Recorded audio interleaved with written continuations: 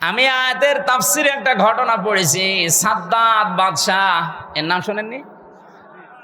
এই লোকটা, তার স্বপ্ন সাদ ছিল আমি দুনিয়ায় জান্নাত বানিয়ে নিজে উদ্বোধন করব। কিন্তু তার এই পেছনে আমি পড়ে দেখেছি তাফসিরে তাবারির ভেতরে আছে, আল্লাহ তার এই স্বপ্ন সাদ পূরণ করতে দেয়নি শুধু একটা মহিলার বর দেওয়ার কারণে।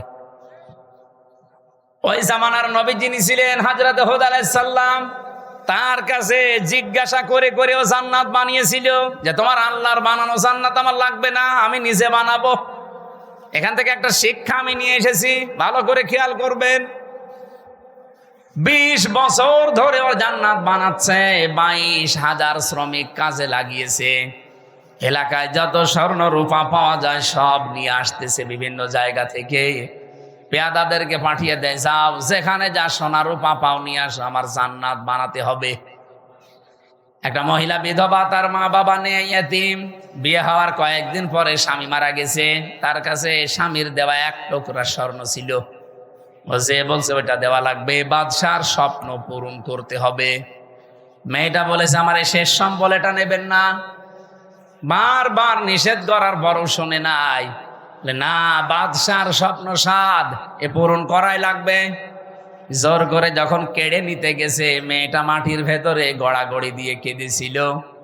তাফসিরে ফিজিল কি তাবারির মুফাসসির লিখেছেন, ওই দিন সঙ্গে সঙ্গে মেয়েটা বর্দ দিয়েছে, এই মাজলুম অবস্থায় আল্লাহ আমার জীবনের শেষ সম্বলটুকু যে কেড়ে নিল, তাকে তুমি স্বপ্ন পূরণ করতে দিও না।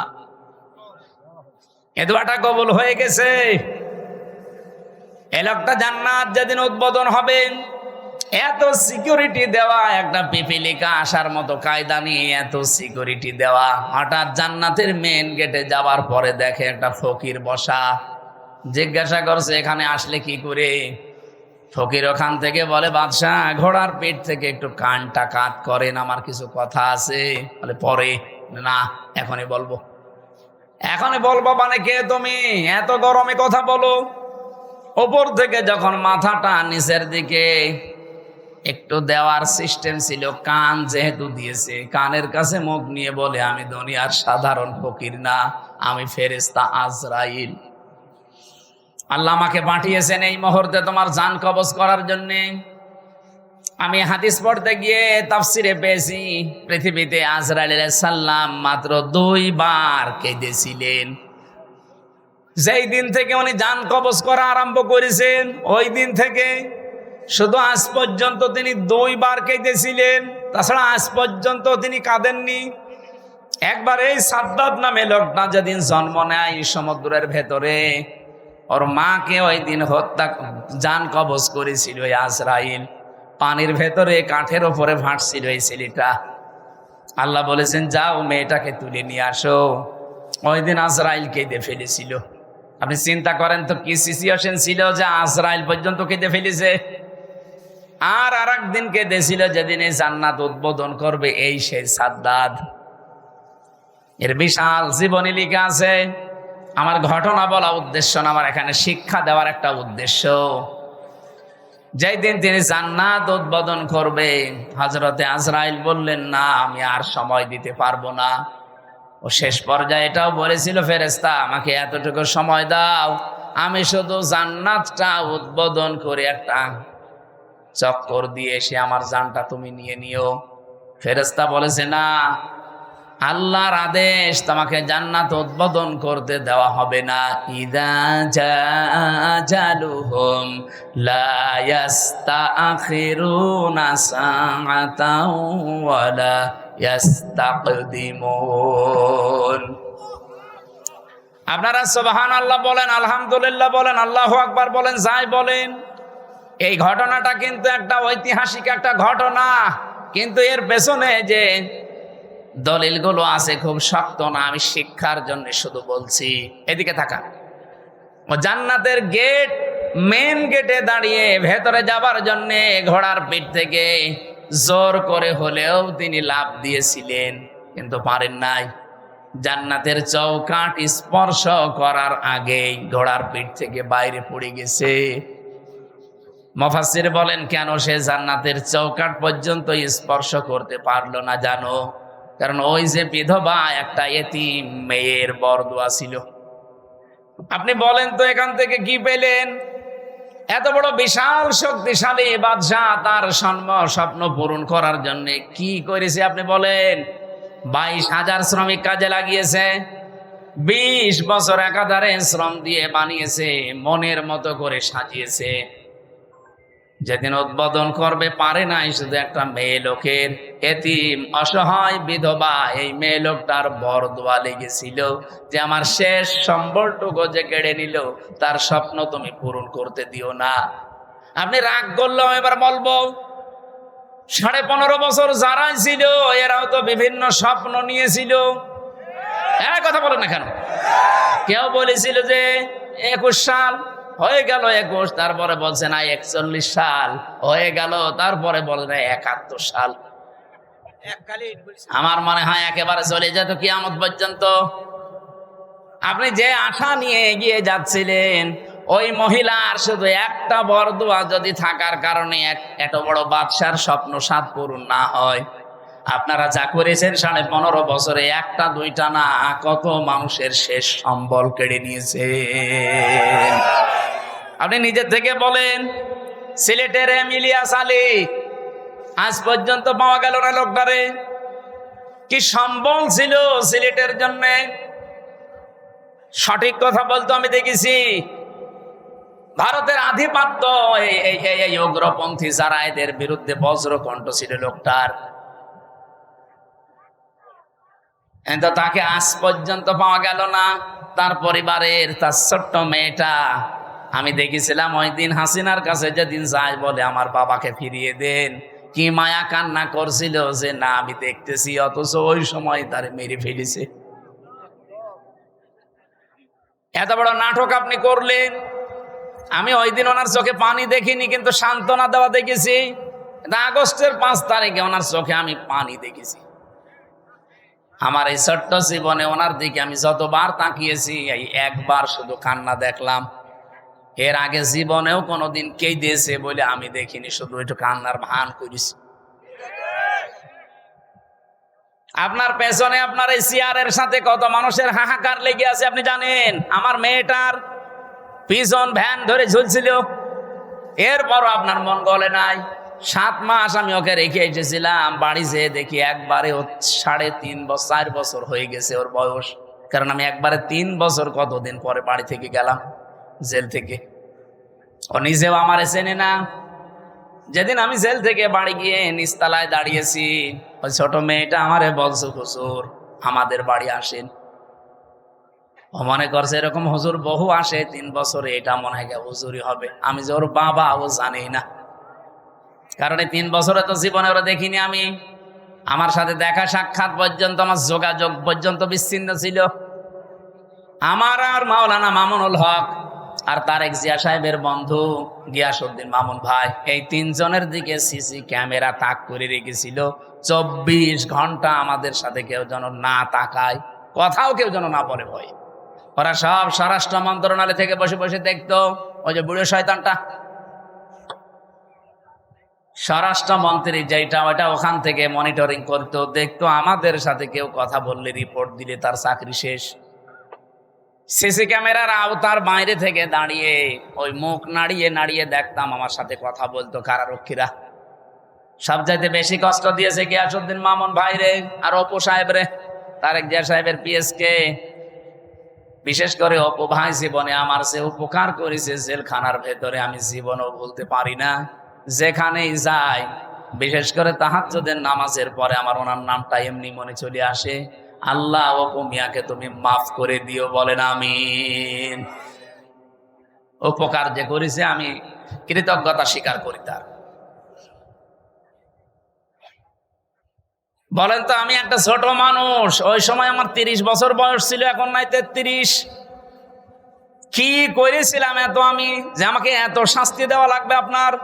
3টা বছর আমি জানি না যে বাইরে কেউ বেঁচে আছে না মরে গেছে। পরে বের হয়ে শুনছি আমার দাদা মরে গেছে, আমার আপন দাদা যে আমাকে মাদ্রাসায় পড়িয়েছিল। আমি শুনলাম আমার চাচাতো এক ভাই ছিল, সে মরে গেছে। আমার একটা শালা ছিল, সেও মরে গেছে, চাচাতো শালা। আমার নানি বেঁচে ছিল, উনিও মারা গেছে, আমার নানা ছিল, উনিও মারা গেছে, একটাও আমি জানিও না, কারণ আমার কাছে কেউ খবর দিত না। ভয়ে আসবে কি করে?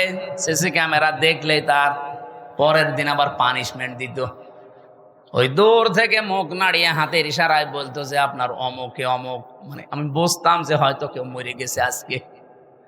নিজেকে আপনি এই জায়গায় একটু দাঁড় করিয়ে বলেন তো, কি কড়াকড়ি করতো আমার সাথে। এই জুলুমটা করে আপনি কি পেলেন? এখন তো নিজেই দেশান্তরিত হয়ে বসে আছেন। কি কথা বলছেন এখন? জুলুম করবেন না কারো উপরে, এটা আল্লাহ জীবনও সহ্য করে না। এত বড় নিকৃষ্ট একটা জিনিস, এত বড় বাদশার শুধু একটা মাজলুমের বরদোয়ার কারণে তার জান্নাত উদ্বোধন করা দূরের কথা, চৌকাঠে আল্লাহ পা দিতে দেয়নি।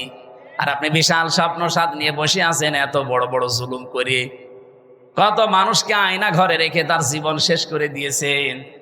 রিমান্ডে আমার যে মাটির নিচে নিয়েছিল, যে ঘরে ওরা নিজেরাই বলতো যে পাশ দিয়ে যেটা দেখতে পাচ্ছেন এই ড্রেন, এর ভেতরে কত মানুষকে আমরা কারেন্টের শক দিয়ে মাছের খাবার বানিয়ে দিয়েছি।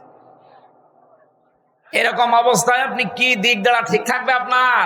এরপরে আমার বলছে আপনাকে যা বলতে বলি, এটা যদি ম্যাজিস্ট্রেটের কাছে না বলেন আপনার বউ তুলে নিয়ে আনবো। আপনি কত বড় ইমানদার যে এই সময় ঠিক থাকতে পারবেন বলেন? এই শেষ পর্যায়ে 10 দিন একাধারে অত্যাচার করার পর আমার মাথার চুল থেকে পায়ের তালু পর্যন্ত 1 ইঞ্চি জায়গা বাকি নেই যেখানে টর্চার করে নাই। শেষ পর্যন্ত আমার সহ্যের বাইরে চলে যাওয়ার পরে বললাম, যান, যা বলবেন বলেন, আর কি করবেন। যে বলছে আপনার বউ তুলে নিয়ে আনবো, তখন আর কিছু বলা যায়? আর কারণ ওদের তো চরিত্র নেই, ও তাই তুলে নিয়ে আসবে। বারবার চিন্তা হচ্ছিল বাচ্চাটার বয়স কেবল 7 মাস, এই অবস্থায় তুলে নিয়ে আসলে তো বাচ্চাটাও নিয়ে আসবে। আর যেখানে আমারে রাখে এত বড় বড় মশায় আমারে কামড় দেয়, ওরা আসলে এমনি মশার কামড়ে মরে যাবে। এই জন্য বললাম যে যান স্যার, যা ভাল লাগে করেন, আপনারা যা বলতে বলেন আমি বলবো। সব জামাত ইসলামের বিরুদ্ধে, শিবিরের বিরুদ্ধে। আর আমি আকিস গ্রুপে চাকরি করতাম, আকিস গ্রুপের বিরুদ্ধে এই কথাগুলো লিখে নিয়েছে, অথচ একটা কথাও আমার না। ওরা 10টা পয়েন্ট লিখে আমার সই করে বলছে, হুজুর সই করেন, আপনারা ছেড়ে দেব। তখন আমি সই করে দিলাম ম্যাজিস্ট্রেটের সামনে। পরে শুনছি ওইটা আমার জবানবন্দি ওরা লিখে নিয়েছে, এই যে কায়দা কৌশল করে প্রতারণা করি। আল্লাহর বিচার আছে। 10 দিন পরে আমি যে জেলে যেয়ে দেখি ওই ম্যাজিস্ট্রেট যেটা আমার সই করেছিল প্রতারণা করে মিথ্যা বলে, ও দেখি জেলখানায়। কি গো হুজুর, আমার বউ আমারে মামলা দিয়েছে। ঠিক করেছে, শয়তান। যৌতুকের মামলা দিয়েছে। এই জুলুম গুলো যারা করেছিলেন, এই জুলুমের কারণে আল্লাহ রাব্বুল আলামিন জালেমদের স্বপ্ন সাদ পূরণ করতে দেয় না।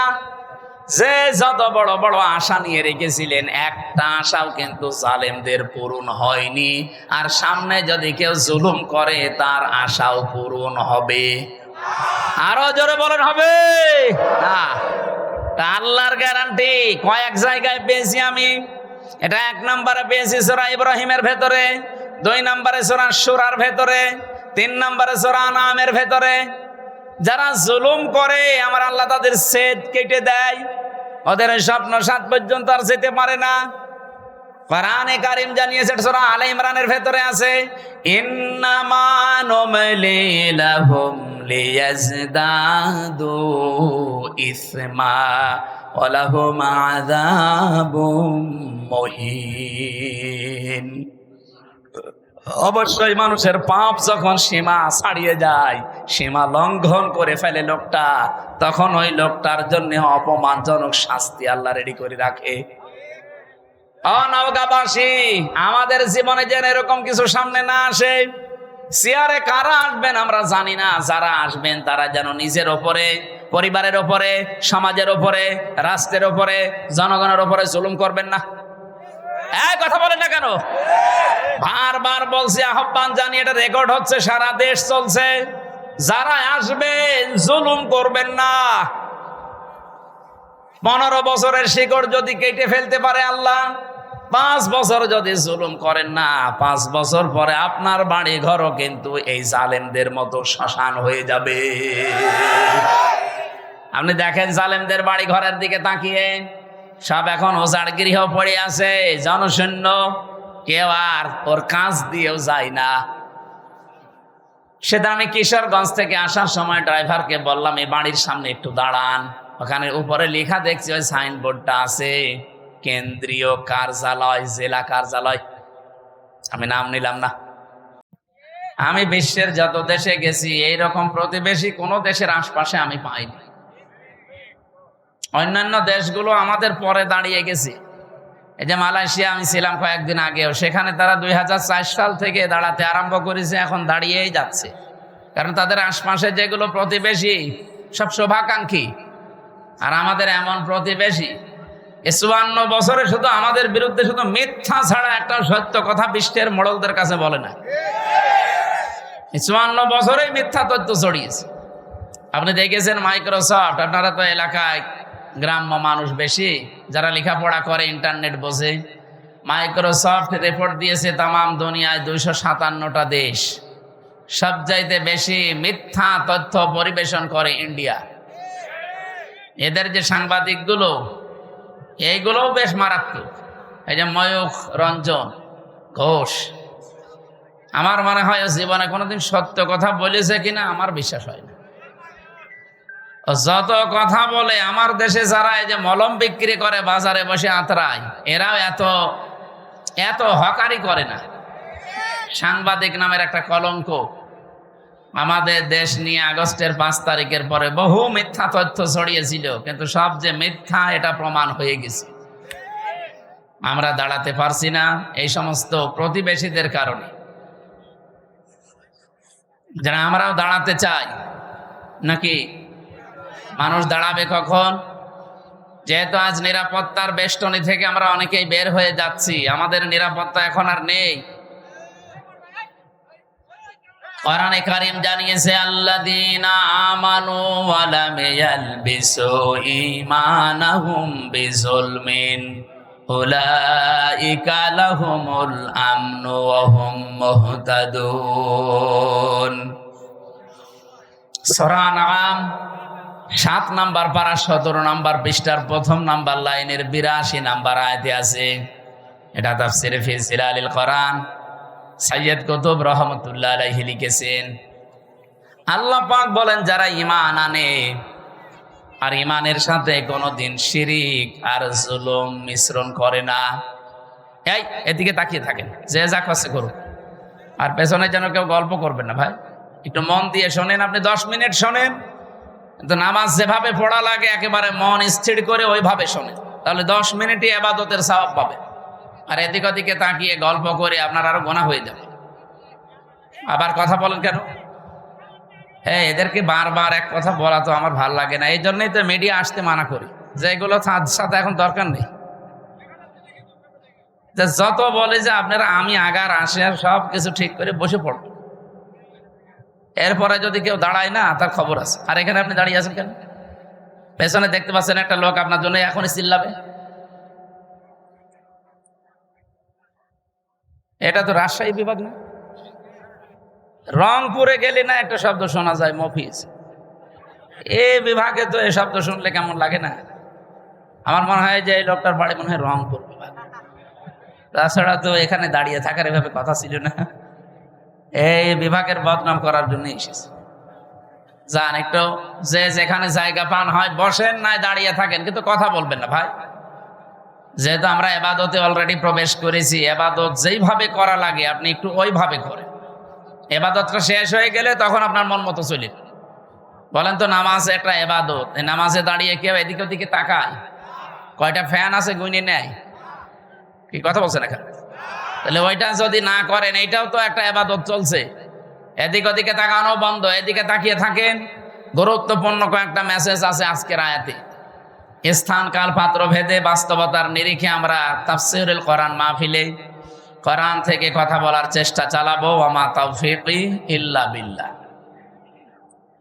আল্লাহ বলেন, এখন যে নিরাপত্তাহীনতায় পৃথিবীর মানুষেরা ভুগতেছে, নিরাপত্তা দেওয়ার মালিক একচ্ছত্রভাবে চীন। এত আসতে বললে? তুরস্ক, রাশিয়া, আমেরিকা, ভারত। তো এখন নিজেরাই নিরাপত্তাহীনতায় ভুগতেছে।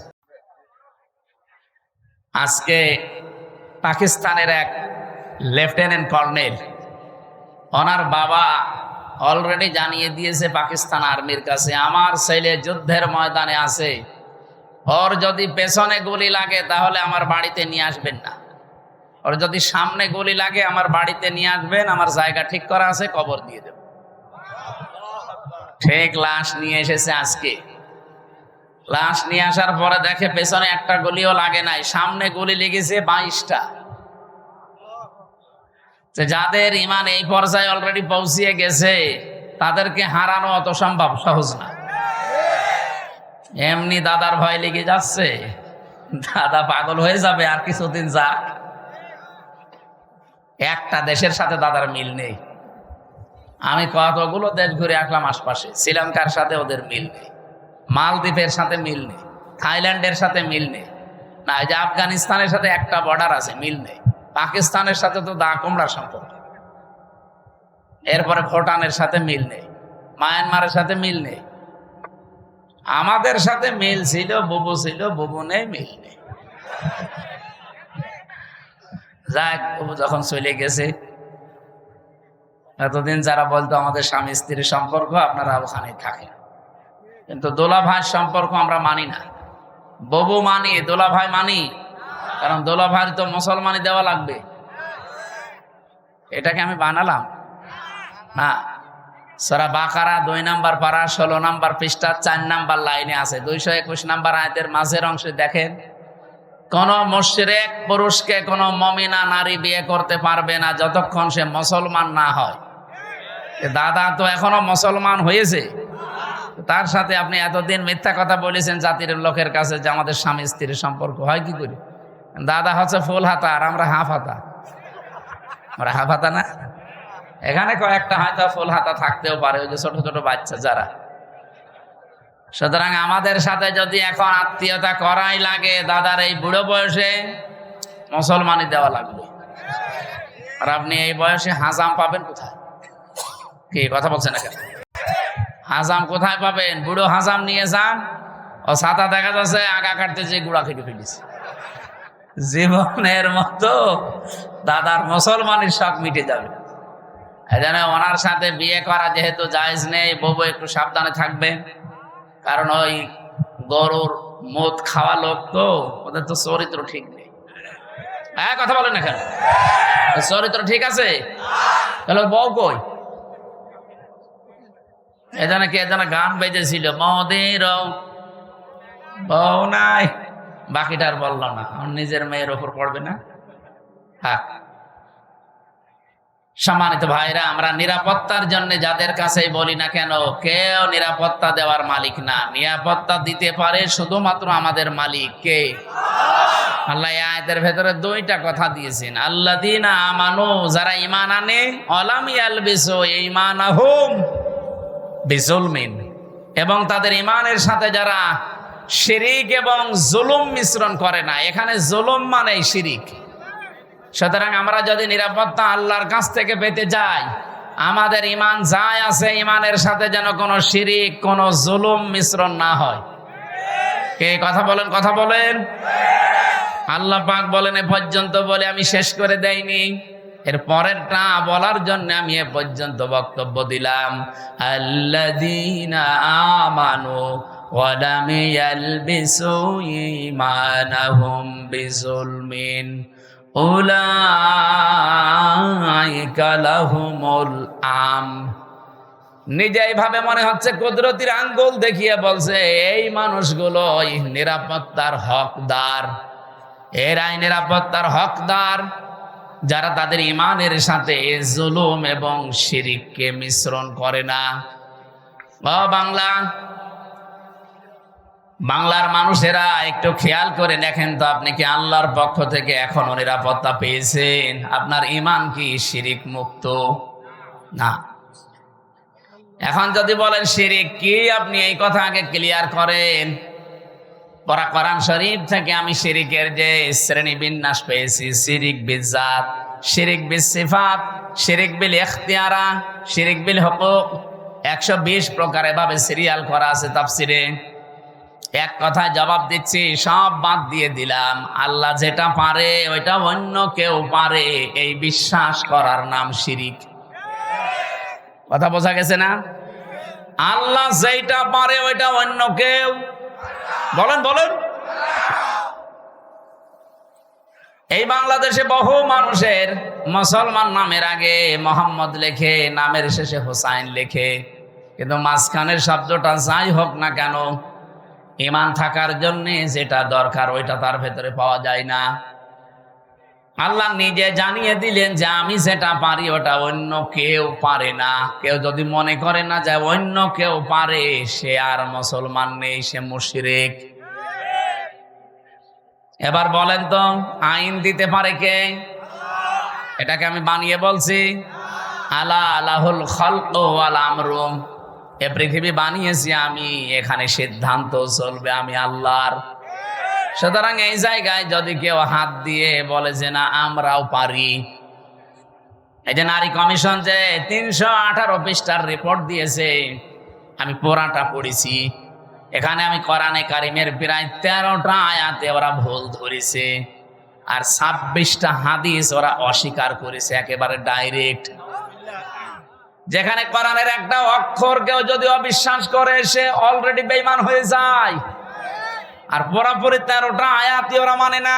তার ভেতরে যেটা বললাম এইটা, আলা লাহুল খালাক ওয়াল আমরু তাবারাকাল্লাহু রাব্বুল আলামিন। বলেন আল্লাহু আকবার। এটা সূরা আরাফের ভেতরে আছে 8 নাম্বার পারার 16 নাম্বার পৃষ্ঠার 12 নাম্বার লাইনের 54 নাম্বার আয়াতের শেষের দিকে আছে। আল্লাহ পাক বলেন সৃষ্টি আমার, আইনও চলবে আমার। সুতরাং ওরা এখন নিজেরা জানাচ্ছে দেহ আমার, সিদ্ধান্ত আমার। কি করে হয় এটা? দেহ আপনার কে বলেছে আপনাকে? আমার এই যে 33 বছর এখন বয়স, আমি 92 সালে জন্ম নিয়েছি। বলেন তো 91 সালের আগে হামজা নামে আমি কিছু ছিলাম? বলেন কি ছিলাম? হাল আতা আলাল ইনসানি হিনুম মিনাদ দাহরি লাম ইয়াকুন শাইআম মাযকুরা। রব্বুল আলামিন বলেন, আমার নামেই মনে করেন আল্লাহ আয়াতটা দিয়েছেন হামজা। 33 বছর এখন চলে তোমার, 34 বছর আগে তুমি তো উল্লেখ করার মতো কিছু ছিলে না। আমার নাম ছিল না, ঠিকানা ছিল না, পরিচয়ও ছিল না। কুষ্টিয়া জেলার সদর থানার হালসায় আমার বাড়ি, এটা ছিল। কারণ আমার মা বাবার বিয়েই হয়েছে 34 বছর আগে। ও নওগাঁবাসী যারা এই রিপোর্ট দিয়েছেন, এই আয়াত অনুযায়ী অলরেডি তারা আল্লাহর সাথে শিরিক করে মুশরিক হয়ে গেছে। তওবা যদি এরা না করে, আর এদের যদি কেউ সমর্থন জানায়, এদের জীবনেও ক্ষমতা হতো না। এদের পেছনে কোনো রাঘব বোয়াল কাজ করছে। আপনি কি বাস্তবতা বোঝেন? ভারতে কোরআনের 26টা আয়াতের বিপক্ষে ওরা কেস দিয়েছে কোর্টে। ভারতে কলকাতার কোর্টে ওরা কেস দিয়েছে কোরআনের 26টা আয়াতের বিরুদ্ধে, যে এইগুলো দুনিয়ার কোরআন থেকে তুলে দেওয়া লাগবে। এর কিছুদিন পরেই দেখেন এখন অলরেডি নারী সংস্কারের নাম নিয়ে, কমিশনের নাম নিয়ে 13টা আয়াত এখন বাতিল করার আহ্বান জানাচ্ছে, যেগুলো চলবে না। কোরআনের 13টা আয়াত না বাংলাদেশে একজন মুসলমান যদি বেঁচে থাকে, একটা অক্ষর আমরা তুলতে দেব না। কে এই বিষয়ে আপনারা একমত নেই?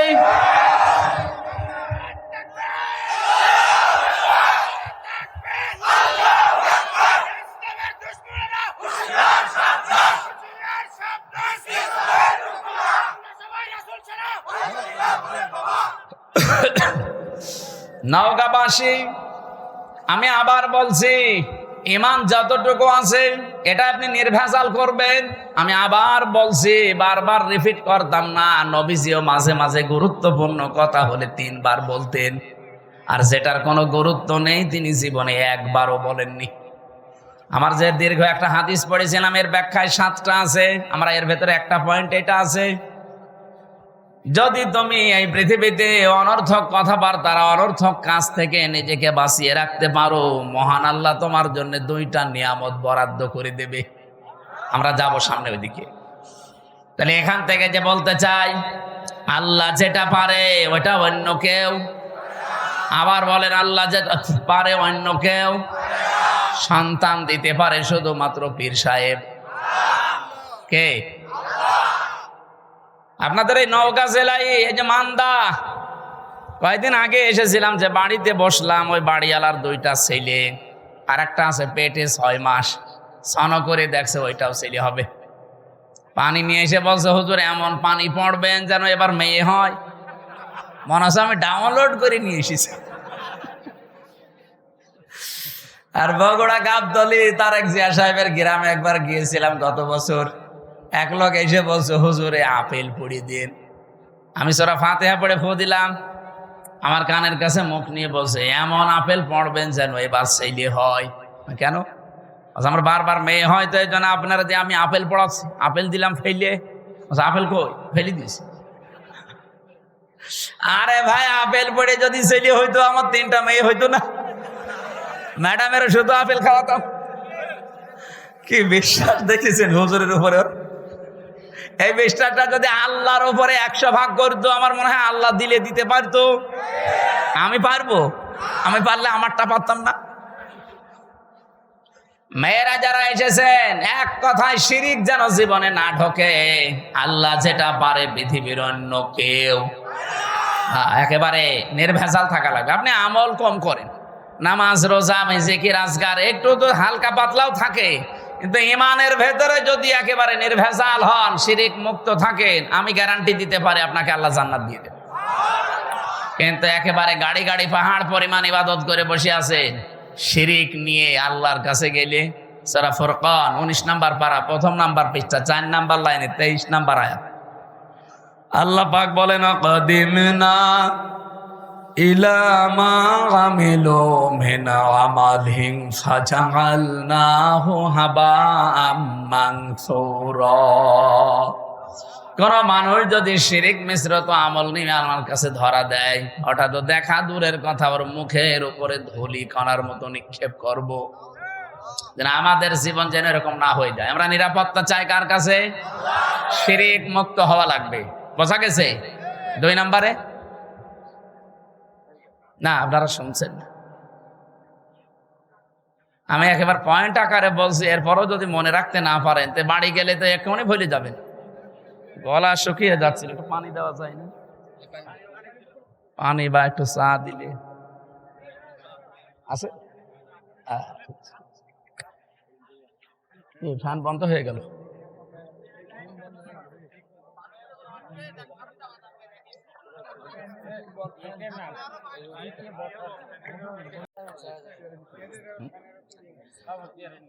এটা দেবেন?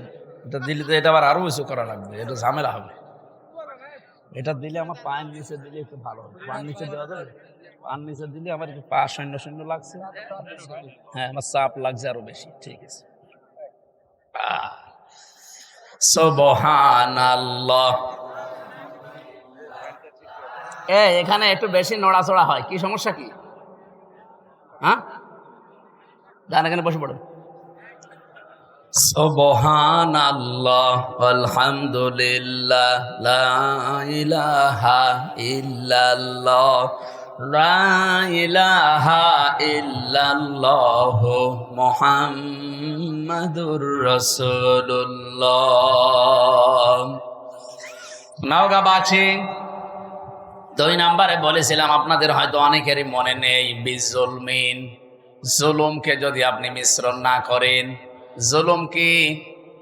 যে জিনিস যেখানে রাখা দরকার ওইটা ওই জায়গায় না রেখে কেউ যদি অন্য জায়গায় রেখে দেয়, সেটা হয় জুলুম। বলেন, এই যে টুপিটা, এটা রাখা দরকার আমার মাথায়, কেউ যদি এটা মাথা থেকে নামিয়ে পায়ের কাছে রাখে, এটা টুপির ওপরে জুলুম। কথা বলা লাগবে।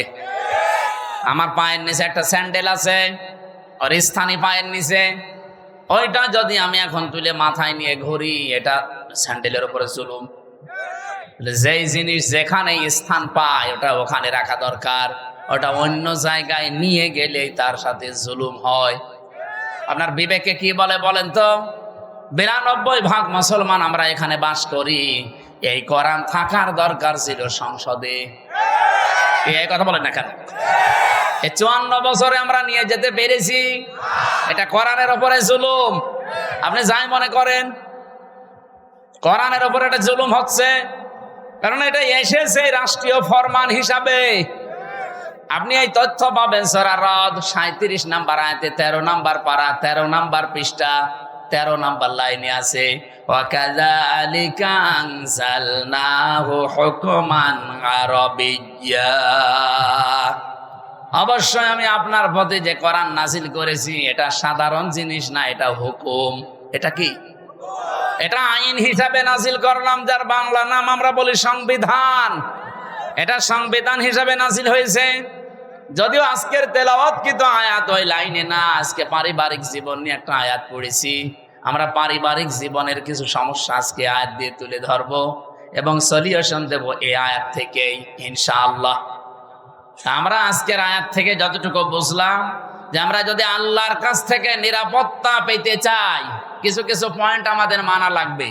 1 নম্বরে, জীবনে কোনোদিন শিরিক যেন না থাকে, যদি থাকে আজকে থেকে তওবা করে ওটা বাদ দিন। 2 নম্বরে, আমাদের জীবনে যেন জুলুম না থাকে। কি কথা বলেন না কেন? শব্দটা যদিও শুনতে ছোট মনে হচ্ছে, এত বড় মারাত্মক একটা শব্দ এই জুলুম। আমার আল্লাহ পাক আরশ পর্যন্ত কাঁপন ধরে এই জুলুম যদি কোনো জায়গায় দেখে। কোরআন শরীফে সূরা সূরা 25 নম্বর পারা 6 নম্বর পৃষ্ঠা 13 নম্বর লাইনের 42 নম্বর আয়াত একটু পড়বেন। আমি পড়লে আমার শরীরে কেমন যেন কম্পন ধরে। ইন্নামাস সাবিলু আলাল্লাযীনা ইয়াজলিমুনান নাস। আল্লাহ পাক বলেন, আমি নিজে মামলা দেব, নিজে অভিযোগ দায়ের করব, নিজে কেস করব তাদের বিরুদ্ধে যারা মানুষ হয়ে মানুষের উপরে জুলুম করে। যারা ভিকটিম আছেন এখানে বলেন তো আয়াত অনুযায়ী বাংলাদেশে 15.5 বছরে আমরা অনেকেই বসে আছি যারা মানুষ হয়ে মানুষের উপরে জুলুম করেছে। এক কথা বলেন না কেন? বিনা কারণে বহু মানুষ এই দেশে জুলুমের শিকার হয়েছে। এখনো পর্যন্ত একজন বিনা কারণে জেল খাটতেছে, আজহার। আপনাদের পাশের বিভাগ রংপুরের মানুষ এটিএম আজহারুল ইসলাম। আমার তো বারবার বলতে ইচ্ছে হয়, এই 15.5 বছরে যত রাজনৈতিক মামলা হাসিনার দলের লোক দিয়েছে সবগুলো বেকসুর খালাস দেওয়া দরকার। ম্যাডামকে যেভাবে খালাস দিয়েছেন, না একটু তাড়াতাড়ি করে।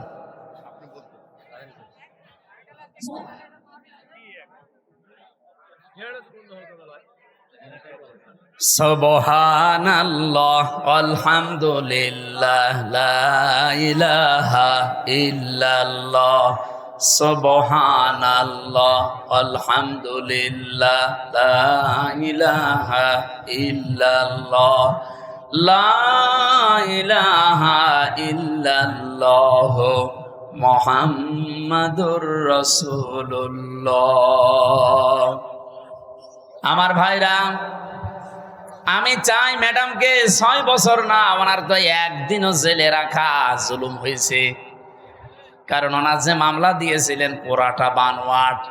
আপনি এতিমের মাল আত্মসাৎ করায় এই মামলা দিয়েছেন যেই টাকার জন্যে, ওই টাকা আরো 7 গুণ বৃদ্ধি হয়েছে।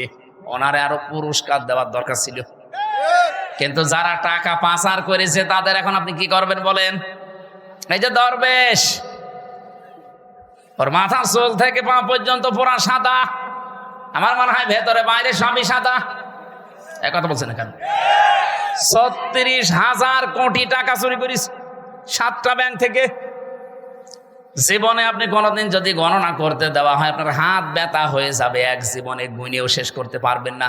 36 কোটি টাকা না, 36,000 কোটি টাকা।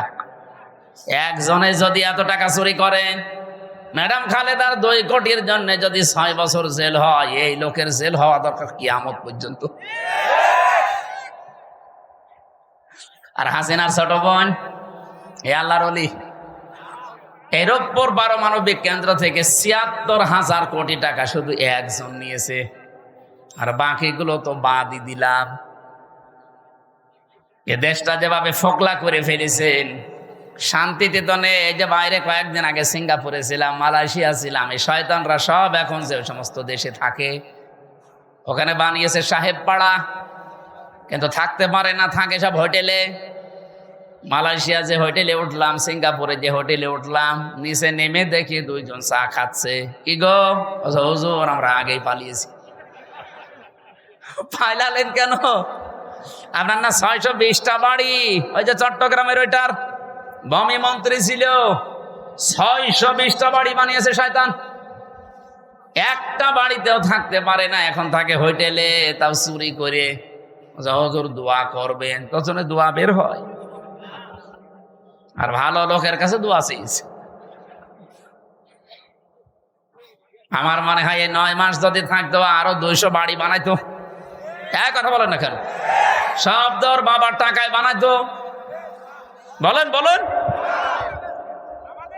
এই জুলুম যা করেছেন, জুলুমের এখন আল্লাহ নিজে শোধ নিচ্ছেন আপনাদের উপরে। আলা তাহসাবান্নাল্লাহা গাফিলান আম্মা ইয়ামালুজ জালিমুন। সূরা ইব্রাহিমের ৪২ নম্বর আয়াতের প্রথম অংশে আছে ১৩ নম্বর পারা, ১৯ নম্বর পৃষ্ঠা, ১২ নম্বর লাইনে আছে। আল্লাহ পাক বলেন, হে নবী আপনি কি মনে করেন যে আমি জালেমদের কোনো খবর রাখি না? কে বলেছে? যে যেখানে যাররা পরিমাণ জুলুম করে, দুনিয়ার কোনো কিছু খেয়াল না থাকলে আমার ওইটা খেয়াল থাকে। আমি আমার একেবারে নজরে রাখি, জুলুমটা দেখলে আমি আল্লাহ নিজে। কারণ মাজলুমের বরদুয়ার আমার মাঝে কোনো পর্দা নেই, হিসাব নেই, ও শুধু বলতে দেরি, পৌঁছাতে দেরি হয় না। হাদিসে কুদসি এটা, ইত্তাকি দাওয়াতাল মাজলুম ফাইন্নাহা লাইসা বাইনাহু ওয়া বাইনাল্লাহি হিজাব।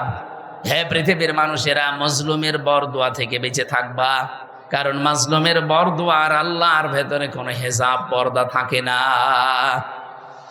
আমি রিমান্ডে আমার আগে ছাত্র দলের এক ভাইকে নিয়ে গেল।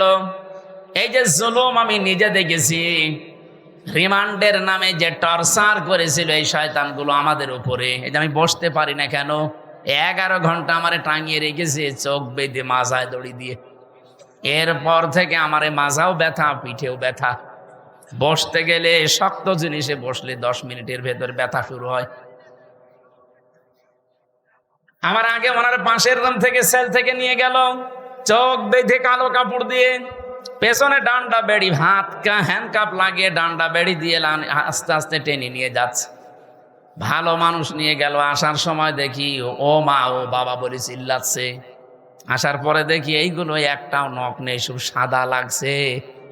সাদা এমনি হয়নি, এই হাত এভাবে চেয়ারের সাথে বেঁধে দেয়। আমারে দেখিয়েছিল ওই যে নখ যেগুলো দিয়ে তোলে, আমারে বলছে হুজুর আমরা এটা দিয়ে নখ তুলি। হাতের সাথে ক্লিপ লাগিয়ে দেয়, গলার সাথে একটা বেড লাগিয়ে দেয় চেয়ারে, আপনি নড়তে পারবেন না।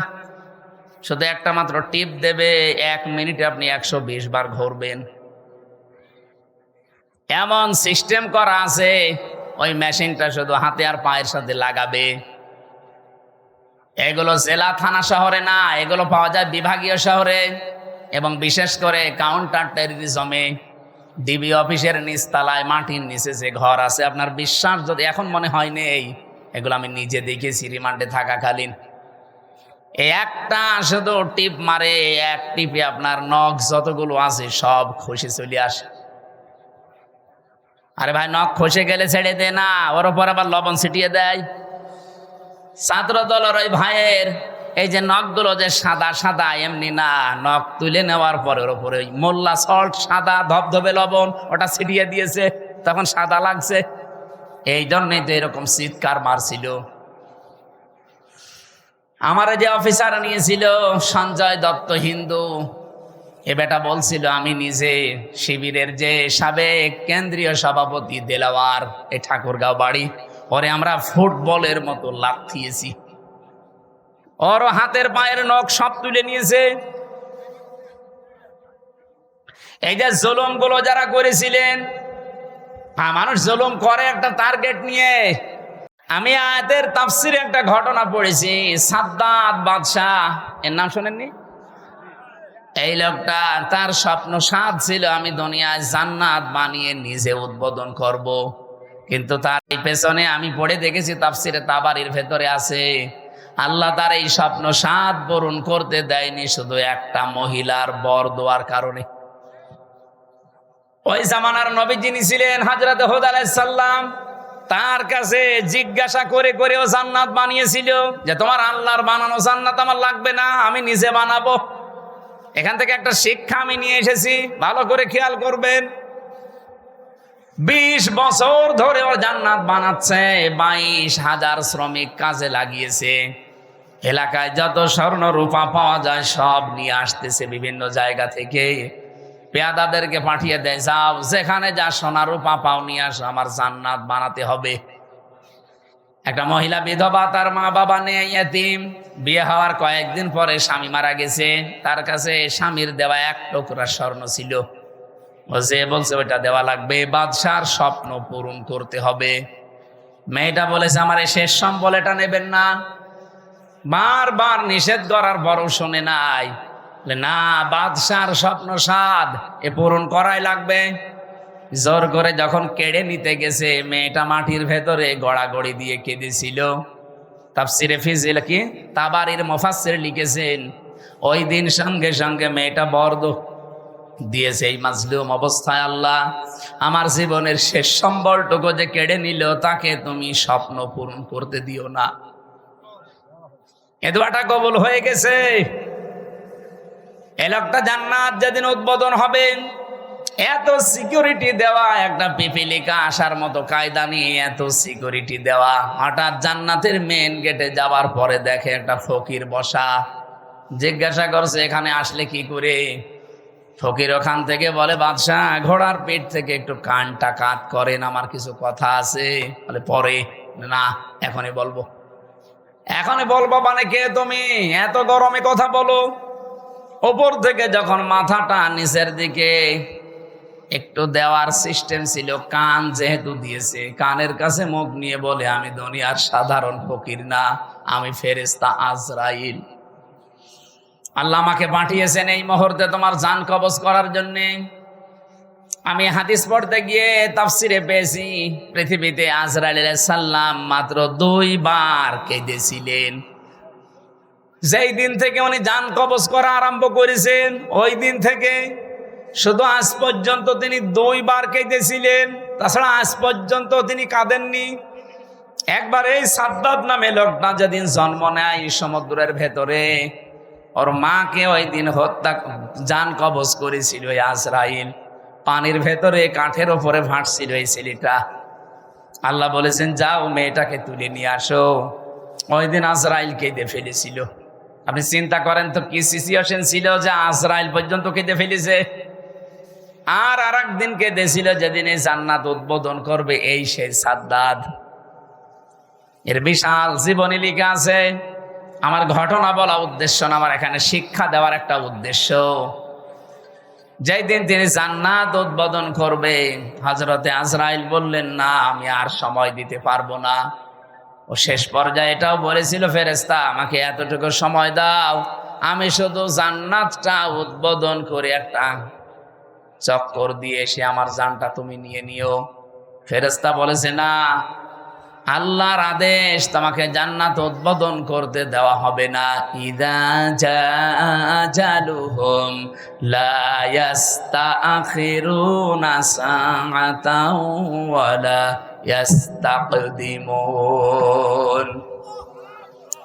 আপনারা সুবহানাল্লাহ বলেন, আলহামদুলিল্লাহ বলেন, আল্লাহু আকবার বলেন, যাই বলেন। এই ঘটনাটা কিন্তু একটা ঐতিহাসিক একটা ঘটনা, কিন্তু এর পেছনে যে দলিলগুলো আছে খুব শক্ত না। আমি শিক্ষার জন্য শুধু বলছি। এদিকে থাকা জান্নাতের গেট, মেন গেটে দাঁড়িয়ে ভেতরে যাবার জন্য ঘোড়ার পিঠ থেকে জোর করে হলেও তিনি লাফ দিয়েছিলেন, কিন্তু পারেন নাই। জান্নাতের চৌকাঠ স্পর্শ করার আগেই ঘোড়ার পিঠ থেকে বাইরে পড়ে গেছে। মুফাসসির বলেন কেন সে জান্নাতের চৌকাঠ পর্যন্ত স্পর্শ করতে পারলো না জানো? কারণ ওই যে বিধবা একটা এতিম মেয়ের বরদোয়া ছিল। আপনি বলেন তো এখান থেকে কি পেলেন? এত বড় বিশাল শক্তিশালী বাদশাহ তার স্বপ্ন পূরণ করার জন্য কি করেছে আপনি বলেন? 22,000 শ্রমিক কাজে লাগিয়েছে, 20 বছর একাধারে শ্রম দিয়ে বানিয়েছে, মনের মতো করে সাজিয়েছে। যেদিন উদ্বোধন করবে পারে নাই শুধু একটা মেয়ে লোকের, এতিম অসহায় বিধবা এই মেয়ে লোকটার বরদোয়া লেগেছিল যে আমার শেষ সম্বলটুকু যে কেড়ে নিল তার স্বপ্ন তুমি পূরণ করতে দিও না। আপনি রাগ করলেও এবার বলবো 15.5 বছর যারা ছিল এরাও তো বিভিন্ন স্বপ্ন নিয়েছিল। হ্যাঁ, কথা বলেন না কেন? কেউ বলেছিল যে 21 সাল হয়ে গেল, 21, তারপরে বলছে না 41 সাল হয়ে গেল, তারপরে বলে না 71 সাল। আমার মনে হয় একেবারে চলে যেত কিয়ামত পর্যন্ত। আপনি যে আশা নিয়ে এগিয়ে যাচ্ছিলেন ওই মহিলার শুধু একটা বরদোয়া যদি থাকার কারণে এত বড় বাদশার স্বপ্ন সাত পূরণ না হয়, আপনারা যা করেছেন 15.5 বছরে একটা দুইটা না কত মানুষের শেষ সম্বল কেড়ে নিয়েছে। আপনি নিজের থেকে বলেন, সিলেটের ইলিয়াস আলী আজ পর্যন্ত পাওয়া গেল না লোকটারে। কি সম্বল ছিল সিলেটের জন্য? সঠিক কথা বলতো আমি দেখেছি। ভারতের আধিপত্য এই উগ্রপন্থী যারা এদের বিরুদ্ধে বজ্রকণ্ঠ ছিল লোকটার, কিন্তু তাকে আজ পর্যন্ত পাওয়া গেল না। তার পরিবারের তার ছোট্ট মেয়েটা আমি দেখেছিলাম ওই দিন হাসিনার কাছে যেদিন যায় বলে আমার বাবাকে ফিরিয়ে দেন, কি মায়া কান্না করছিল যে না আমি দেখতেছি, অথচ ওই সময় তার মেরে ফেলেছে। এত বড় নাটক আপনি করলেন। আমি ওই দিন ওনার চোখে পানি দেখিনি, কিন্তু সান্ত্বনা দেওয়া দেখেছি। আগস্টের 5 তারিখে ওনার চোখে আমি পানি দেখেছি। আমার এই ছোট্ট জীবনে ওনার দিকে আমি যতবার তাকিয়েছি এই একবার শুধু কান্না দেখলাম। এর আগে জীবনেও কোনোদিন কে দিয়েছে বলে আমি দেখিনি, শুধু একটু কান্নার ভান করেছি। আপনার পেছনে আপনার এই চেয়ারের সাথে কত মানুষের হাহাকার লেগে আছে আপনি জানেন? আমার মেয়েটার পিছন ভ্যান ধরে ঝুলছিল, এরপরও আপনার মন গলে নাই। 7 মাস আমি ওকে রেখে এসেছিলাম, বাড়ি যেয়ে দেখি একবারে ও 3.5 বছর হয়ে গেছে ওর বয়স। কারণ আমি একবারে 3 বছর কতদিন পরে বাড়ি থেকে গেলাম জেল থেকে। ও নিজেও আমারে চেনে না। যেদিন আমি জেল থেকে বাড়ি গিয়ে নিচতলায় দাঁড়িয়েছি, ওই ছোট মেয়েটা আমারে বলছে হুজুর আমাদের বাড়ি আসেন। ও মনে করছে এরকম হুজুর বহু আসে 3 বছরে, এটা মনে হয় হুজুরই হবে। আমি যে ওর বাবা ও জানি না, কারণ এই 3 বছরে তো জীবনে ওরা দেখিনি আমি। আমার সাথে দেখা সাক্ষাৎ পর্যন্ত, আমার যোগাযোগ পর্যন্ত বিচ্ছিন্ন ছিল। আমার আর মাওলানা মামুনুল হক আর তারেক জিয়া সাহেবের বন্ধু গিয়াসউদ্দিন মামুন ভাই, এই 3 জনের দিকে সিসি ক্যামেরা তাক করে রেখেছিল। 24 ঘন্টা আমাদের সাথে কেউ যেন না তাকায়, কথাও কেউ যেন না বলে ভয়। ওরা সব স্বরাষ্ট্র মন্ত্রণালয় থেকে বসে বসে দেখতো। ওই যে বুড়ো শয়তানটা স্বরাষ্ট্রমন্ত্রী যেটা, ওটা ওখান থেকে মনিটরিং করতো, দেখতো আমাদের সাথে কেউ কথা বললে রিপোর্ট দিলে তার চাকরি শেষ। সিসি ক্যামেরার আওতার বাইরে থেকে দাঁড়িয়ে ওই মুখ নাড়িয়ে নাড়িয়ে দেখতাম আমার সাথে কথা বলতো কারারক্ষীরা। সবচাইতে বেশি কষ্ট দিয়েছে গিয়াসউদ্দিন মামুন ভাই রে, আর অপু সাহেব রে, তারেক জিয়া সাহেবের পিএসকে। বিশেষ করে অপু ভাই জীবনে আমার যে উপকার করেছে জেলখানার ভেতরে আমি জীবনও ভুলতে পারি না। যেখানেই যাই, বিশেষ করে তাহাজ্জুদের নামাজের পরে আমার ওনার নামটা এমনি মনে চলে আসে, আল্লাহ অপু মিয়াকে তুমি মাফ করে দিও, বলেন আমিন। উপকার যে করেছে আমি কৃতজ্ঞতা স্বীকার করি তার। বলেন তো, আমি একটা ছোট মানুষ, ওই সময় আমার 30 বছর বয়স ছিল, এখন নাই 33। কি করেছিলাম এত আমি যে আমাকে এত শাস্তি দেওয়া লাগবে আপনার? 3টা বছর আমি জানি না যে বাইরে কেউ বেঁচে আছে না মরে গেছে। পরে বের হয়ে শুনছি আমার দাদা মরে গেছে, আমার আপন দাদা যে আমাকে মাদ্রাসায় পড়িয়েছিল। আমি শুনলাম আমার চাচাতো এক ভাই ছিল, সে মরে গেছে। আমার একটা শালা ছিল, সেও মরে গেছে, চাচাতো শালা। আমার নানি বেঁচে ছিল, উনিও মারা গেছে। আমার নানা ছিল, উনিও মারা গেছে। একটাও আমি জানিও না, কারণ আমার কাছে কেউ খবর দিত না। ভয়ে আসবে কি করে?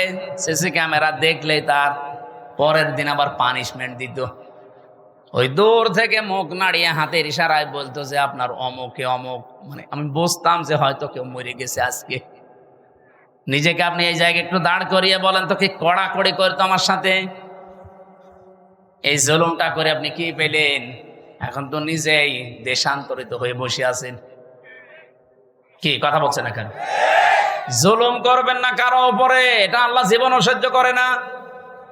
এত বড় নিকৃষ্ট একটা জিনিস, এত বড় বাদশার শুধু একটা মাজলুমের বরদোয়ার কারণে তার জান্নাত উদ্বোধন করা দূরের কথা, চৌকাটে আল্লাহ পা দিতে দেয়নি।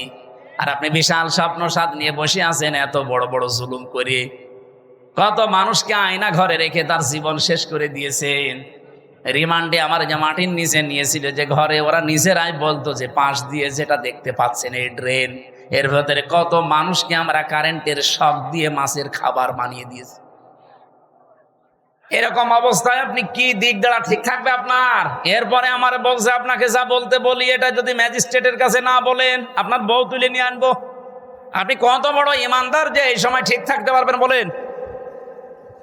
এই শেষ পর্যায়ে 10 দিন একাধারে অত্যাচার করার পর আমার মাথার চুল থেকে পায়ের তালু পর্যন্ত 1 ইঞ্চি জায়গা বাকি নেই যেখানে টর্চার করে নাই।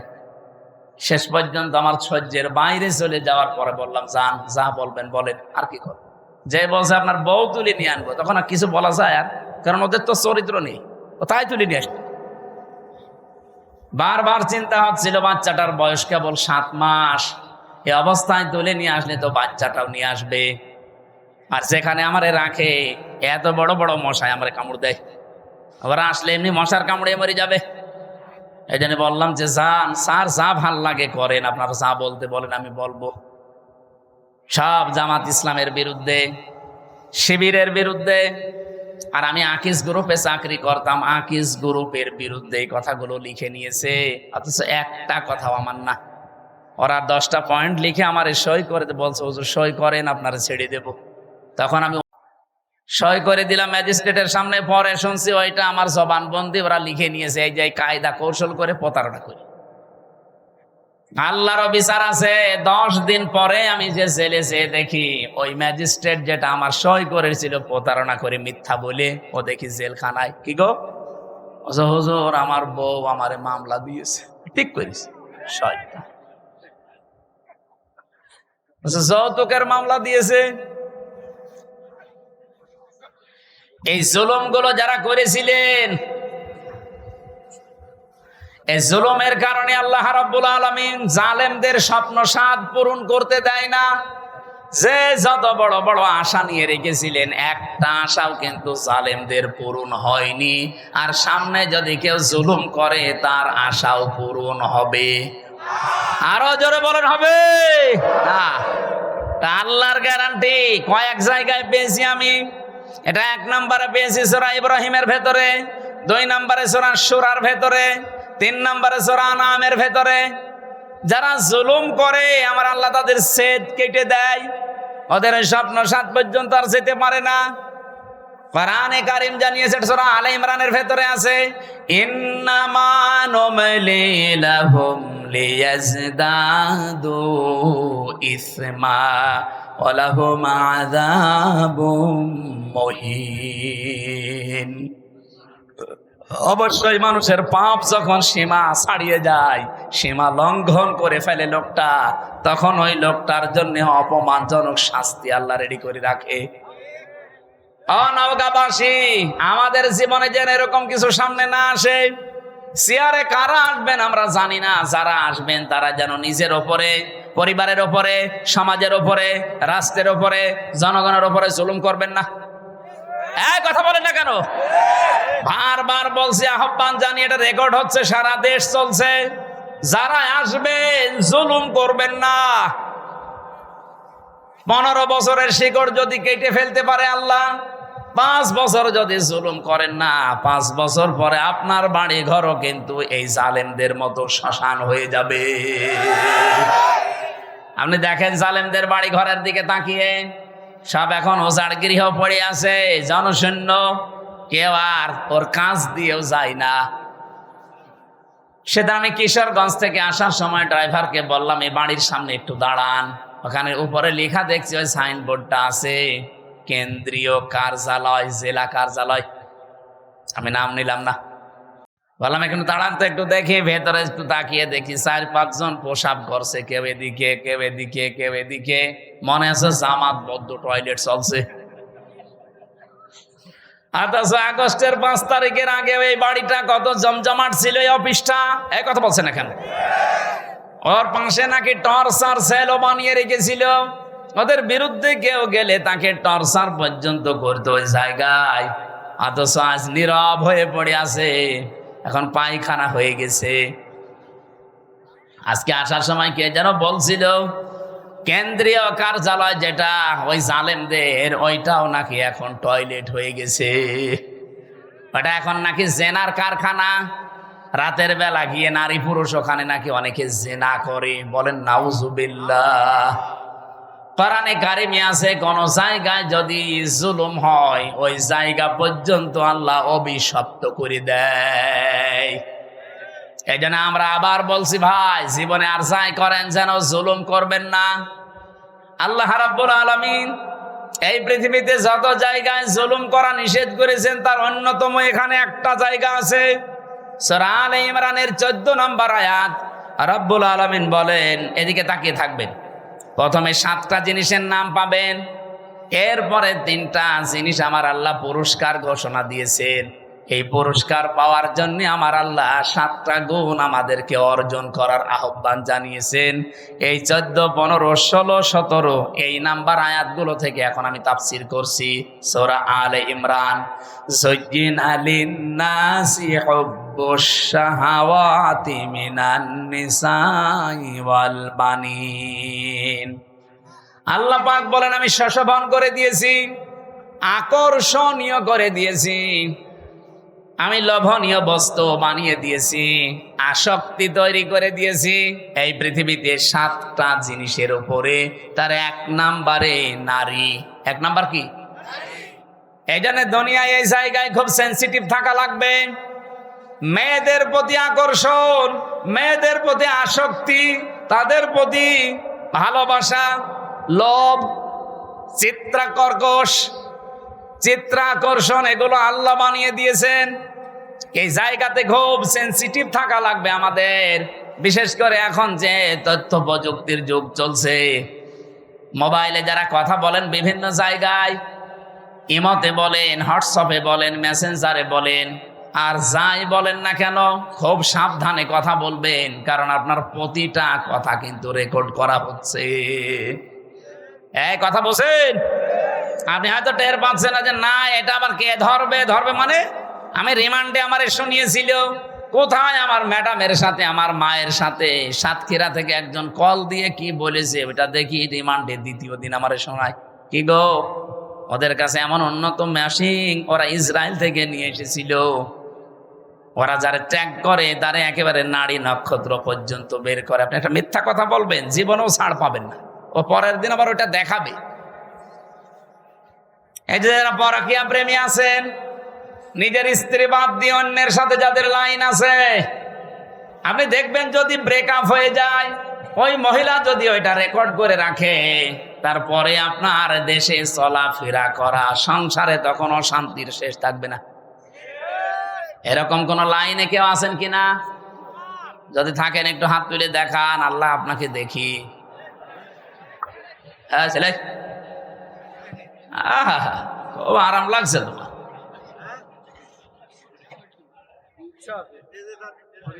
না ধরা খাবেন কিন্তু।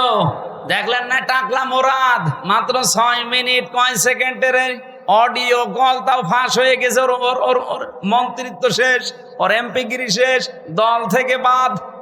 আর কি অপমান! অত 6 মিনিট 9 সেকেন্ড না, এরকম হাজার হাজার মিনিট আমাদের এখন রেকর্ড হয়ে আছে। আমাদের এগুলো যদি আমার আল্লাহ ফাঁস করে দেয় কি হবে আপনি টের পাচ্ছেন? এগুলো তো আমি পারি না ভাই, এটার জন্য নিয়ে আসতে হবে আলাদাভাবে বক্তা নিয়ে আসতে পারেন এগুলোর জন্য। যাদের এই যে রাত 10:30 পর্যন্ত কথা বলালেন, কি করলো তোরা? হ্যাঁ, ওরমাল মানে ও গামছা। তো এখন আমি আয়াত শুরু করছি, এটা দিলে হবে মানুষ?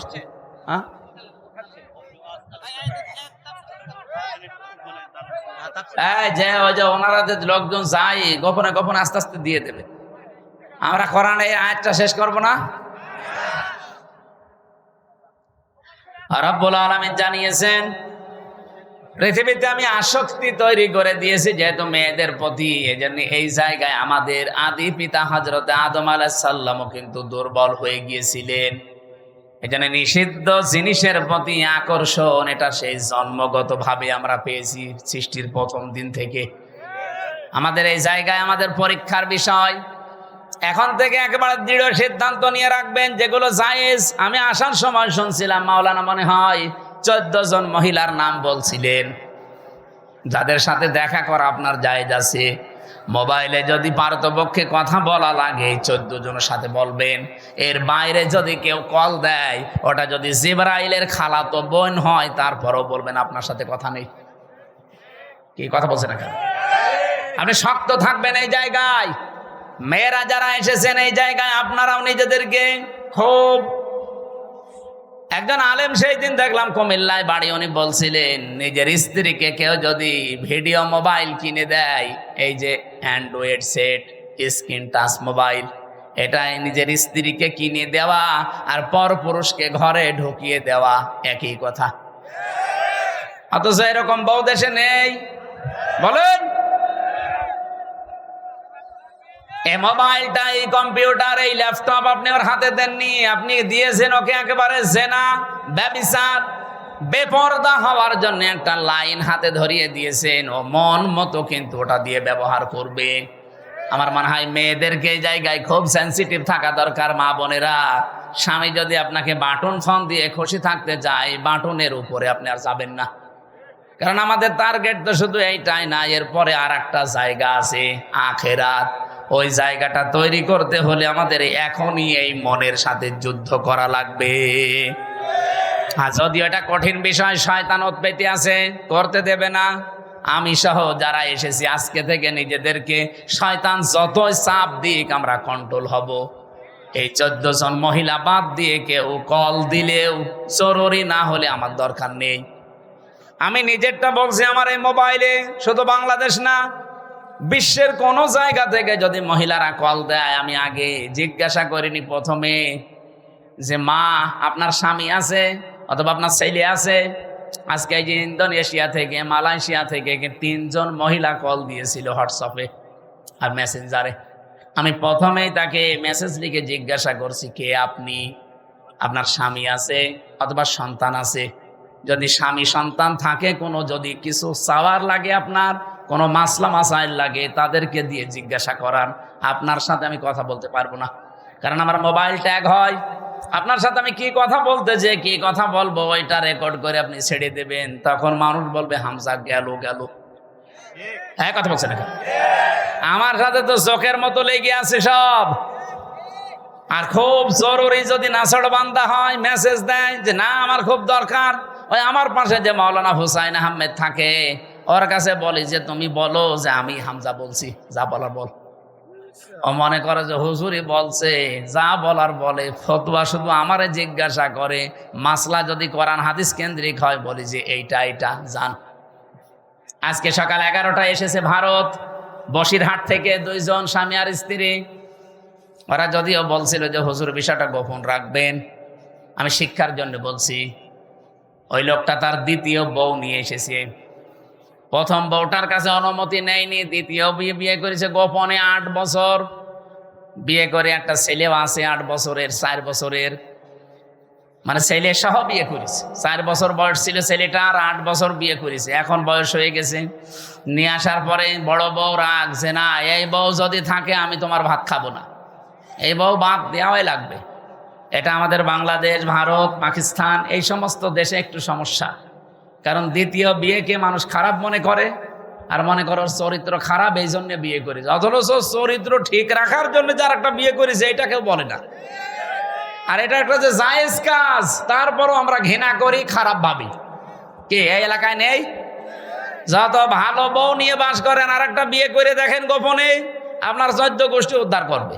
অথচ এটা যে একটা জায়েজ কাজ, আল্লাহর নির্ধারিত বিধান। এই যে নারী কমিশন যে রিপোর্টগুলো দিয়েছে তার ভেতরে এইটা একটা। তারা বলছে না বিয়ে যে পুরুষেরা একাধিক বিয়ে করে, এটা মহিলাদের প্রতি বৈষম্য। এক মহিলাও 4টে বিয়ে করবে।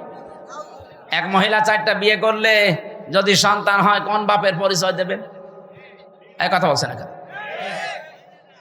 ওরা যে রিপোর্ট গুলো দিয়েছে একটাও মানুষের রিপোর্ট না, আমার মনে হয় সবগুলো মেয়াদ উত্তীর্ণ গাঁজা খেয়ে রিপোর্ট দিয়েছে।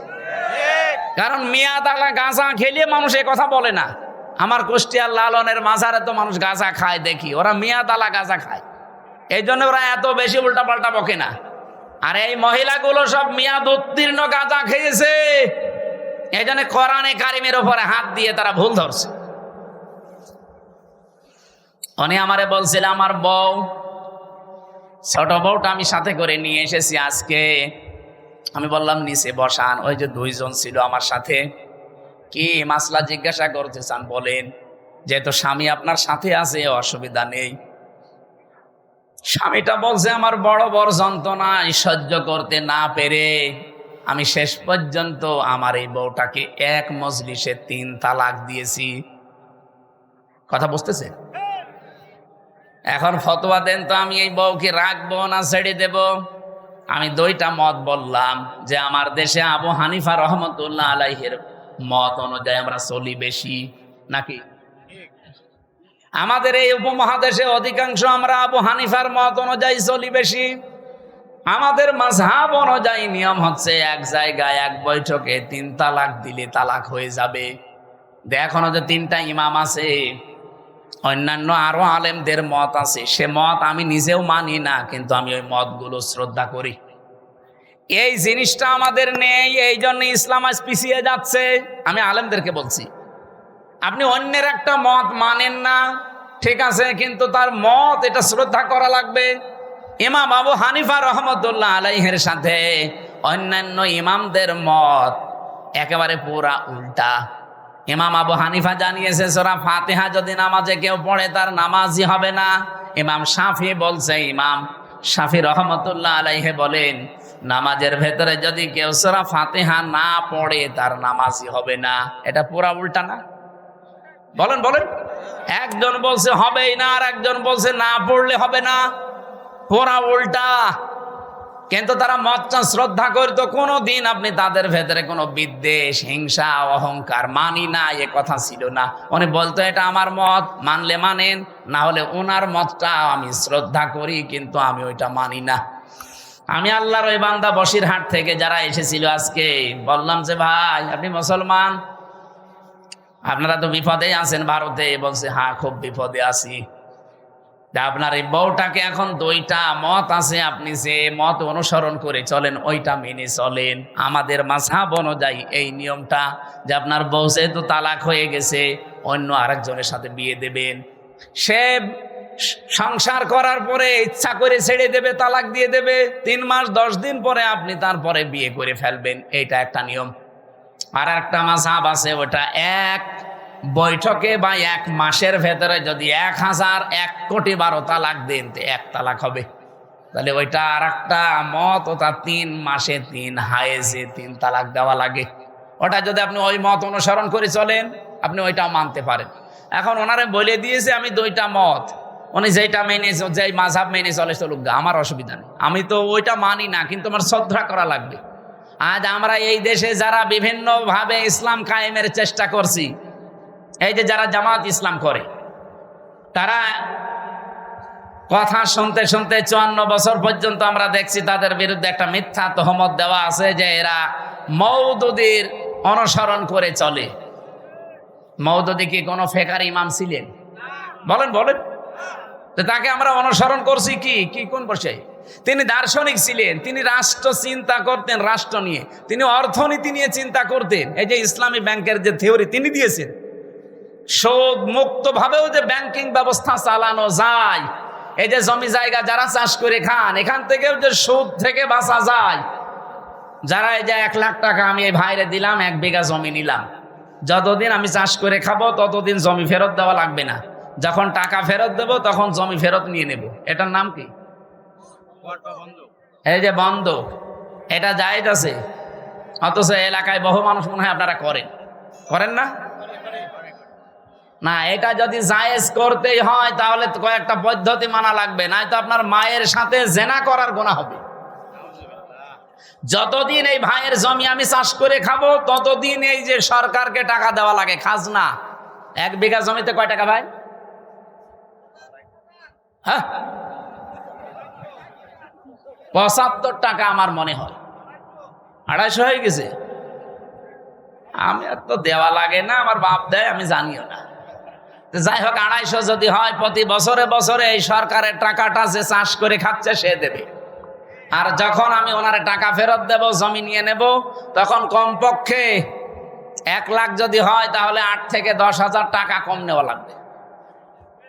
আরে হুজুর, এটাই লস হয়ে যায়। হ্যাঁ ভাই, লস হোক লাভ হোক আপনার দেখার দরকার কি? লাভ লসের মালিক কি আপনি না আল্লাহ? তো উনি যখন বিধান দিচ্ছে, দেখবে উনি 1 লাখ গরু বিক্রি না করে বাজার থেকে চলে আসতেছে, ডাকাতে ধরেছে, বলছে বাবাজি আমারে ধরে করবেন কি? আমি গরু বিক্রি করতে পারিনি, বেশি দাম হয়নি, এই জন্যে। মুখের উপরে 2 থাপ্পড় দিয়ে বলছে, বেটা বেয়াদব, বিক্রি করলি না মানে টাকা তো নেব আমরা, দাম কম হোক বেশি হোক তোর দরকার কি? লাভ লসের মালিক কি আপনি? কে?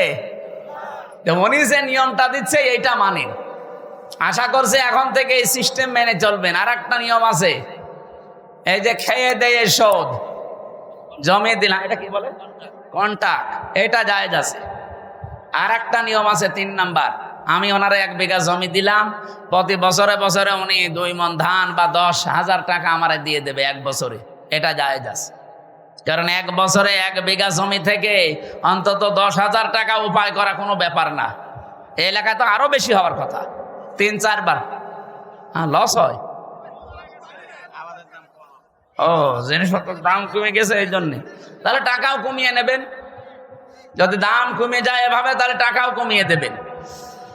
আমার ভাইরা, আমি যে কথা বোঝাচ্ছিলাম, সাইয়েদ আবুল আলা মওদুদী রহমাতুল্লাহ আলাইহি, ওনার কাছ থেকে একটা থিওরি হয়তো জামাত ইসলাম নিয়েছে, যে রাষ্ট্রে গণতান্ত্রিক পদ্ধতিতে ইসলাম কায়েম করা যায়। পদ্ধতিটা ভুল হতে পারে, সেখান থেকে একটা জিনিস শুধু ওনারা নিয়েছে। অন্যান্য যারা ইসলামী দলে আছে প্রত্যেকে এক একজনের কাছে থিওরিগুলো তারা নিয়েছে। তা আমাদের সবার মূল তো এক থাকা দরকার, যে আমি অন্যের মত মানি না, কিন্তু তার মতটাকে শ্রদ্ধা করা লাগবে। এই জিনিস যতদিন বাংলাদেশের মানুষের ভেতরে না আসবে, এই দেশের দিন কায়েম হওয়া সম্ভব না। এই ছোটখাটো বিষয় নিয়ে মত পার্থক্য তৈরি হয়ে যাবে। এই জন্যে মানুষ যে এক জায়গায় হবে কি নিয়ে কি দিয়ে, সেই কথা সূরা আলে ইমরানের 64 নম্বর আয়াতে আল্লাহ ঘোষণা দিয়েছেন, কুল তাআলাউ কুল ইয়া আহলাল কিতাবি তাআলাউ ইলা কালিমাতিন সাওয়াইন বাইনানা ওয়া বাইনাকুম আল্লা না'বুদা ইল্লাল্লাহ। আমার ওইদিকে বিষয় না, আমি একটা টাচ দিলাম।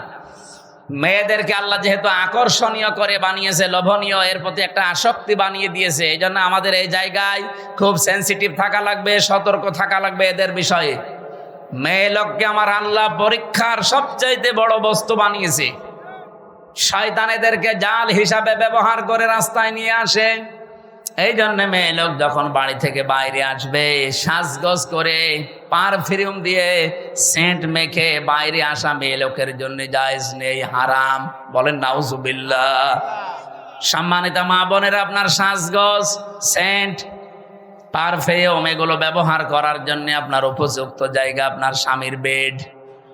এই বিছানা শুধু বাইরে আপনি এগুলো করতে পারবেন না, যেহেতু আপনাকে শয়তানের জাল হিসাবে শয়তান ব্যবহার করবে। নবীজি জানিয়েছেন, আমরা আজকে থেকে সতর্ক হয়ে যাব এই জায়গা থেকে, যে আমরা কোনো দিন যেন নিজের মেয়েকে, বউকে, নিজের ফুফুকে, মাকে, শাশুড়িকে, খালাকে বেপরদা করে রাস্তাঘাটে ছেড়ে না দেই।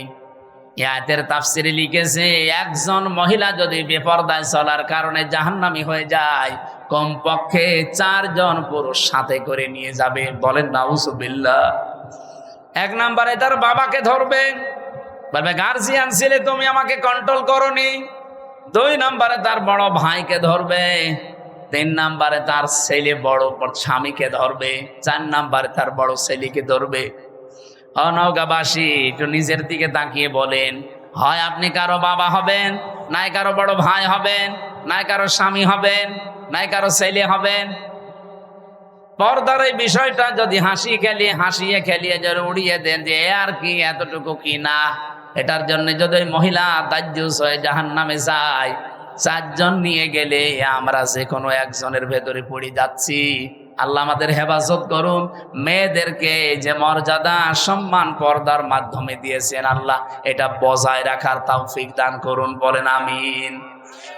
দুনিয়াতে আল্লাহ পাক জানিয়েছেন আমি পরীক্ষার বস্তু আরো কয়েকটা বানিয়েছি, তার নাম্বারে অল বানিন, সন্তানাদি, ছেলে মেয়ে, স্ত্রী পুত্র, এগুলো আমার আল্লাহ আমাদের কাছে পরীক্ষার বস্তু বানিয়েছেন, লোভনীয়, আকর্ষণীয়, ভালোবাসার জিনিস এগুলো। এগুলোর পেছনে ফিরতে যে চলতে যে আমার বিশাল আখিরাতের জীবন যেন আমি নষ্ট করি না ফেলি। সূরা মুনাফিকের ভেতরে আল্লাহ আমাদের জন্য ওয়াজ করেছেন, ইয়া আইয়ুহাল্লাযীনা আমানু লা তুলহিকুম আমওয়ালুকুম ওয়ালা আওলাদুকুম আন যিকিরিল্লাহ ওয়া মান ইয়াফআল যালিকা ফাউলাইকা হুমুল খাসিরুন।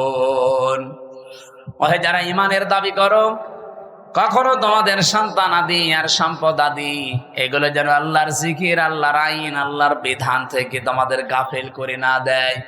যদি এরকম কেউ করে থাকো, আমি আল্লাহ বলছি সে জীবনে ক্ষতিগ্রস্ত হয়ে যাবে, বলেন নাউজুবিল্লাহ। এই ওয়াজটা আমার নিজের জন্যই মনে করেন।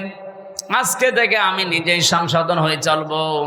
যত মহব্বতের জিনিস সন্তান হোক, তার পেছনে পড়ে আল্লাহর বিধান নামাজ, তার পেছনে পড়ে আল্লাহর বিধান রোজা, তার পেছনে পড়ে আল্লাহর বিধান যাকাত, এগুলো যেন আমি লঙ্ঘন না করি, নষ্ট না করি।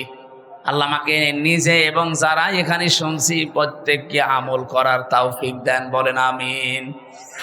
এরপরে আল্লাহ কোরআনে দিয়েছেন আল কানাতিরিল মুকানতারাতি মিনাস যাহাবি ওয়াল ফিদ্দাতি ওয়াল খাইলিল মুসাওয়ামাতি ওয়াল আনআমি ওয়াল হারস। এই পৃথিবীতে পঞ্জীবিত সোনা, পঞ্জীবিত রূপা, ব্যবসার মাল এবং ভালো ভালো বাড়ি গাড়ি, শস্য ক্ষেত, এগুলোর প্রতি মহব্বত, ভালোবাসা, আকর্ষণ, আসক্তি আমি আল্লাহ তৈরি করে দিয়েছি। কিন্তু দুনিয়ায় সব এগুলো ভোগের বস্তু। যালিকা মাতাউল হায়াতিদ দুনিয়া আল্লাহু ইনদাহু হুসনুল মাব। আমি আল্লাহর কাছে উত্তম কিছু আছে যেগুলোর খবর এখনো তোমরা জানো না।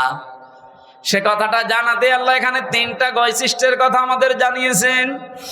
قل أنبئكم بخير من ذلكم للذين اتقوا عند ربهم جنات تجري من تحتها الأنهار خالدين فيها وأزواج مطهرة ورضوان من الله والله بصير বিল ইবাদ।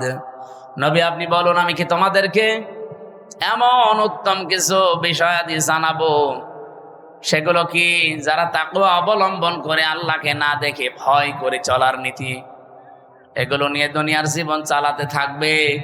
চোখ বন্ধ হয়ে গেলে এদের রবের কাছে বাগান তৈরি করা আছে, যার তলদেশ দিয়ে নদী আর নহর প্রবাহমান, চিরকাল সেখানে থাকবে, কেউ তাকে বের করে দেবে না। ওয়াজওয়াজুম মুতাহহারা, পবিত্র স্ত্রী আল্লাহ তাদের জন্য সেখানে রেডি করে রেখেছেন। রিদওয়ানুম মিনাল্লাহ, সবচাইতে বড় বিষয় আল্লাহ নিজে তাদের উপরে সব সময় খুশি থাকবেন, বলেন সুবহানাল্লাহ। আল্লাহু বাসীরুম বিল ইবাদ, আল্লাহ পাক বলেন আমার বান্দাদের প্রতি আমি খুব সূক্ষ্ম দৃষ্টি রেখে চলি। এই জন্য আমাদের প্রতি আমরা যাই করি, ইন্নাল্লাহা খাবীরুম বিমা তা'মালুন, যা করছি সব একজন দেখতে পাচ্ছে। এই দৃঢ়তা, এই বিশ্বাস যত বেশি যার ভেতরে বদ্ধমূল হবে, তৈরি হবে বিশ্বাসটা, ওর জীবন তত পরিচ্ছন্ন হবে। আমি সহ প্রত্যেকের জীবনে আয়াতগুলো আল্লাহ অনুধাবন করে মেনে চলার তৌফিক দিন। আপনাদের অনেক রাত হয়ে গেছে, 12টা বাজে, অনেক ওঠে চলে যাচ্ছে না। এই অবস্থা আমি আর কথা বলতে চাচ্ছি না। মেয়েদের জীবনে নিয়ে যে সমস্ত বইগুলো লিখেছিলাম জেলে থাকাকালীন, বাইরে এসে আপনারা যদি পারেন ওগুলো নিয়েছেন গাড়ি থেকে। আল্লাহুম্মা আমিন। লা ইলাহা ইল্লা আনতা সুবহানাক ইন্নী কুনতু মিনাজ জালিমিন। এই মোনাজাত বসেন, মাথা নিচু করেন, চক্ষু বন্ধ করেন। জীবনের যত অপরাধ আছে সব স্মরণ করবেন। রব্বানা আতিনা ফিদ দুনিয়া হাসানা ওয়া ফিল আখিরাতি হাসানা ওয়া কিনা আযাবান নার ওয়া আদখিলনাল জান্নাতা মা'আল আবরার ইয়া আজিজু ইয়া গফফার ইয়া রাব্বাল আলামিন। সারাটা জীবন অপরাধ করে জীবনটা নষ্ট করে ফেলেছি। আয়ারশের মালিক আমাদের এই ছোট্ট দুটো হাতের দিকে, এই দীঘা, আত্রাই, নওগাঁ, তুমি একটু তাকাও। কত দাড়ি পাকা মুরব্বী, কত যুবক মানুষ